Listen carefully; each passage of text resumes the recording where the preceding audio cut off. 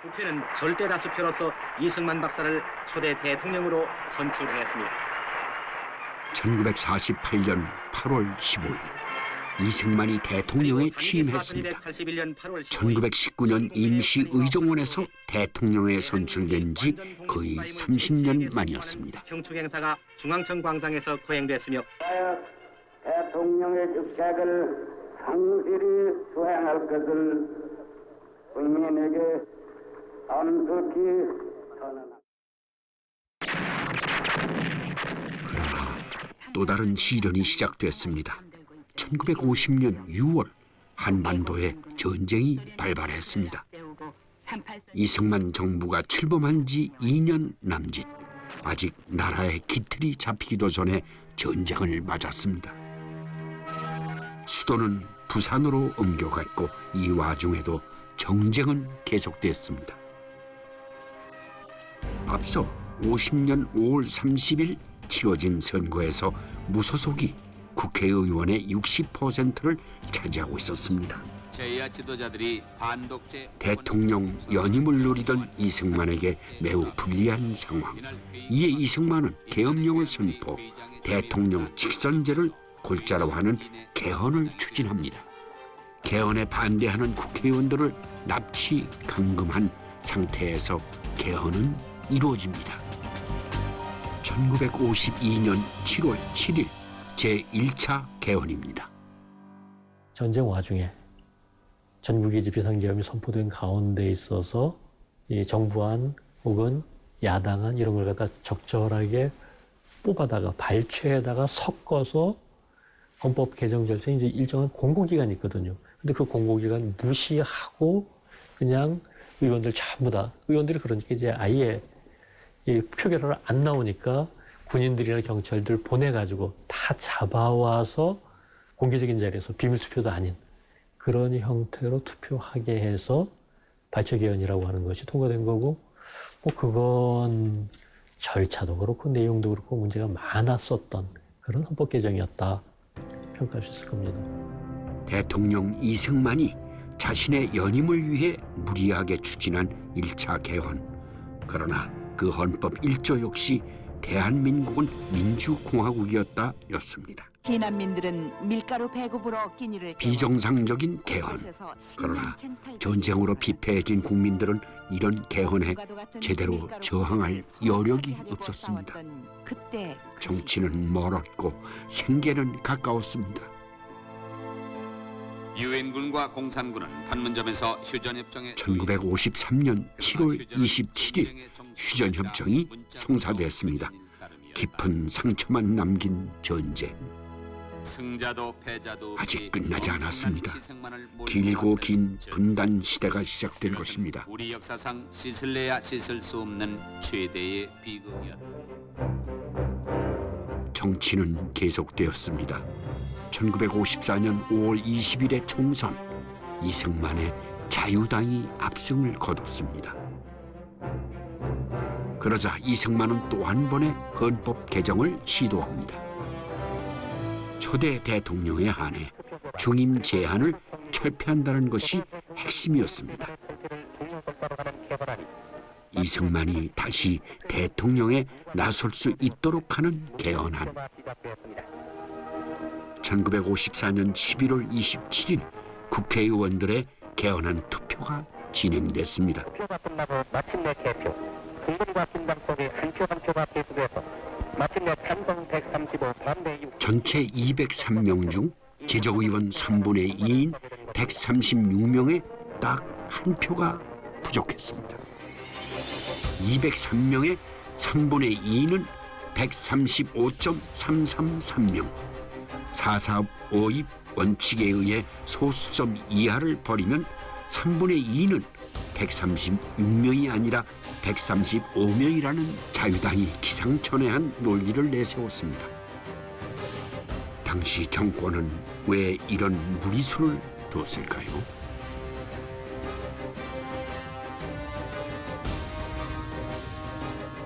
미국이 이제 그 당시 대통령이 3번 이상 하는 것은 못하도록 돼 있어요. 장기 집권을 막기 위해서. 그래서 이승만, 우리 헌법도 당연하게 2번만 하게 돼 있었는데 또 이 이승만 대통령이나 그 주변이 또 달라진 거예요. 이 장기 집권으로 가고 싶은 이 유혹에 빠진 겁니다. 그러면서 뭐 자유당이 생기게 되고 집권 정당이지만 거의 권력에 그 종속돼 있는 그런 뭐 정당을 만들어내고 4.4 뭐 이런 논리를 집어넣어 가지고 아주 궤변이죠. 그냥 강제 통과시키는 내용은 초대 대통령 이승만 대통령이 장기 집권을 여는 그 개헌, 그것이 이제 2차 개헌안이고 개헌안 중에서 절차적으로나 내용적으로 가장 최악의 개헌을 우리는 2차 개헌이라고 이제 학계에서는 이야기합니다. 이승만의 장기 집권을 위한 4.4 개헌. 그러나 이 엉터리 개헌안의 제1조 변함없이 대한민국은 민주공화국이다 였습니다. 당연히 야당의 격렬한 반발과 국민의 저항이 있었습니다. 그러나 권력의 힘에 비해 국민의 힘은 아직 역부족인 시대였습니다. 견고하기만 하던 이승만과 자유당의 권력. 여기에 균열이 생긴 사건이 발생합니다. 옛 마산의 3.15 기념탑. 1960년 3월 15일 부정선거에 항거한 마산 시민들을 기리는 탑인데요. 당시 마산에서 일어난 3.15 의거. 우리 민주화 운동사에 큰 획을 그은 의거였습니다.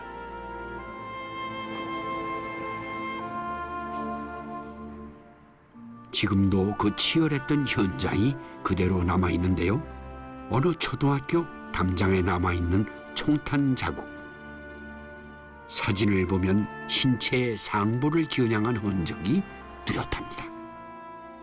3.15 의거는 그 민중이 국가에 저항하는, 민주주의를 찾기 위해서 저항하는 그런 운동입니다.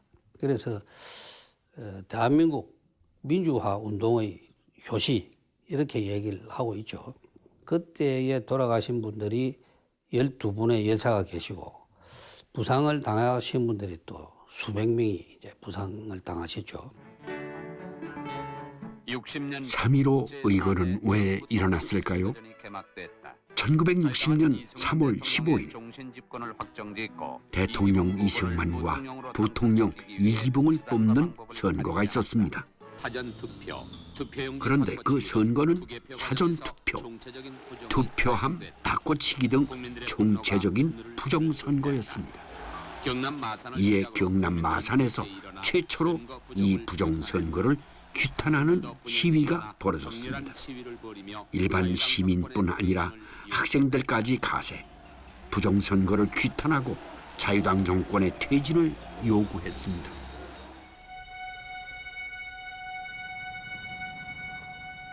이런 분위기에 기름을 끼얹는 사건이 발생했습니다.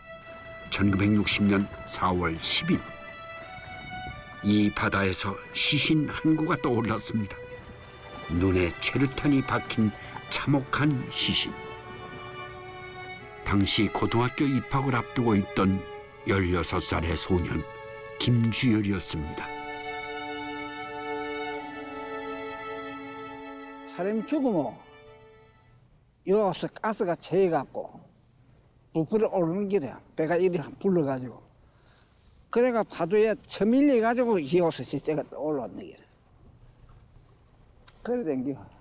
그래 이 사람이 살아신 나이가 좀 내 나이하고 비슷하다끼요. 저항하는 국민에게 총격을 가한 권력. 그 권력 앞에 희생된 어린 소년 김주열의 죽음. 그 아픔과 분노가 전국적으로 번져갔습니다. 권력의 만행을 규탄하는 시위.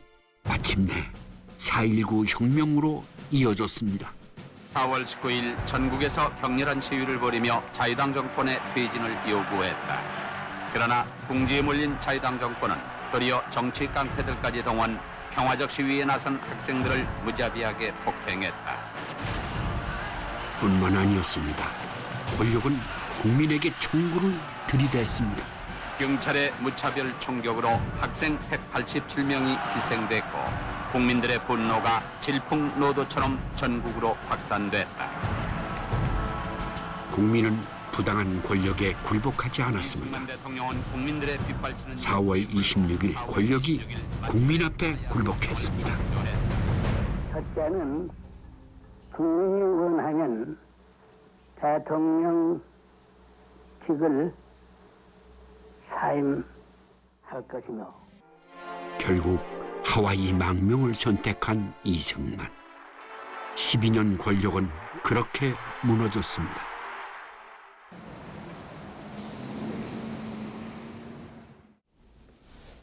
반백년이 지난 4.19 혁명. 아직도 상처는 깊기만 합니다. 4.19 당시 동국대 2학년 학생이던 박종구 씨. 그도 동료들과 함께 거리로 뛰쳐나갔습니다.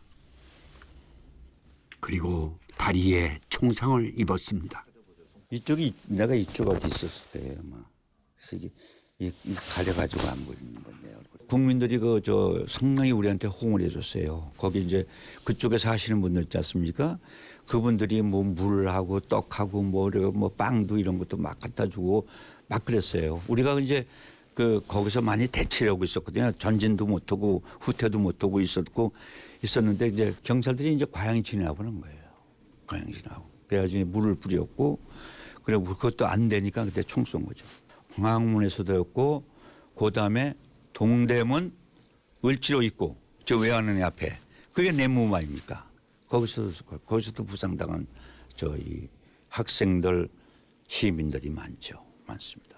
프랑스 혁명이 곧 우리 아세아권에서는 4.19 혁명이다. 안타까운 희생을 남긴 4.19 혁명.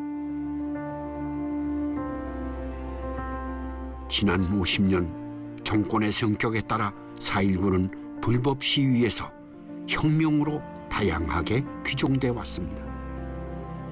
그러나 이제는 시민혁명으로 역사에 당당하게 자리 잡아 국민의 힘을 말해주고 있습니다.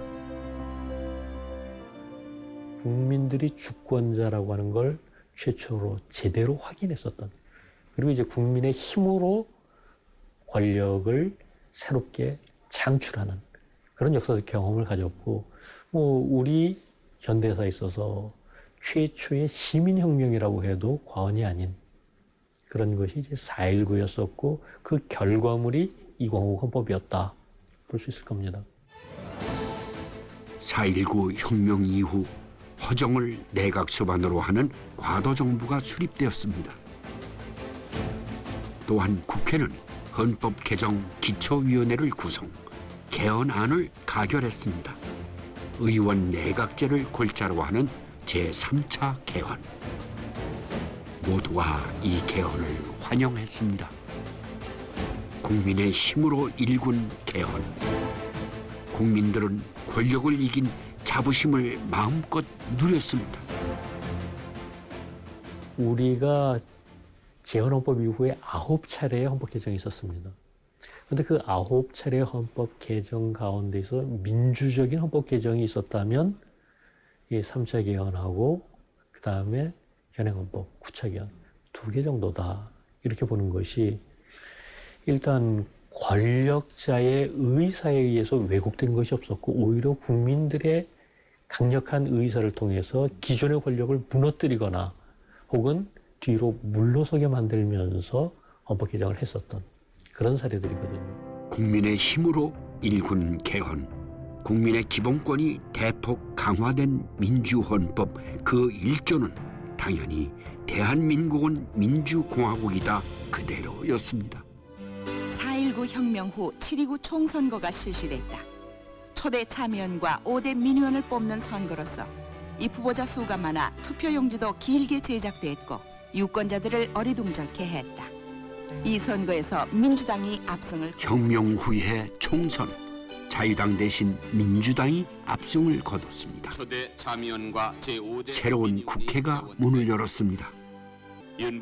내각 책임제 대한민국, 윤보선 대통령 국무총리 장면의 새 정부도 출범했습니다. 이와 함께 내각 책임제 아래 새 정부에 대한 기대가 한껏 높아졌습니다.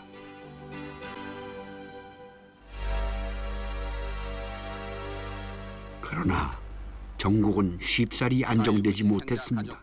부상자들이 새 정부에 대한 기대 때문이었을까요? 각종 요구가 빗발쳤고 연일 시위대가 거리를 메웠습니다. 4.19 희생자 유족들도 시위에 나섰습니다. 부정축제자와 4.19 가해자들을 처벌하기 위한 특별법을 요구했습니다.